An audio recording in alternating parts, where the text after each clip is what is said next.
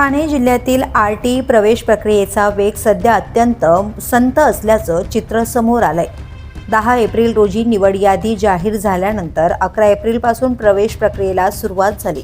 मात्र सलग आलेल्या शनिवार रविवारच्या सुट्ट्या आणि डॉक्टर बाबासाहेब आंबेडकर जयंतीनिमित्त पडलेल्या सुट्टीमुळे या प्रक्रियेला सुरुवातीलाच ब्रेक लागला। यामुळे 7 दिवस उलटूनही अपेक्षित प्रतिसाद मिळालेला नाही। ठाणे जिल्ह्यात आरटी अंतर्गत तब्बल 10,578 बालकांची निवड करण्यात आली होती। मात्र आतापर्यंत केवळ सुमारे 1,546 बालकांचेच प्रवेश निश्चित झाले आहेत। शैक्षणिक वर्ष 2026-27 साठी 615 शाळांमध्ये 11,754 जागांसाठी ही प्रक्रिया राबवली जाते। या जागांसाठी 25,000हून अधिक अर्ज प्राप्त झाले होते। निवड झालेल्या पालकांना 20 एप्रिलपर्यंत कागदपत्रांची पडताळणी करून प्रवेश निश्चित करण्याचे आवाहन शिक्षण विभागाकडून करण्यात आले आहे। मात्र संत गतीमुळे मुदत वाढवली जाण्याची शक्यता पालकांकडून व्यक्त केली जाते।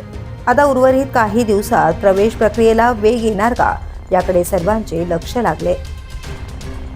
द पोलीस न्यूजसाठी श्रीधर चव्हाण, ठाणे।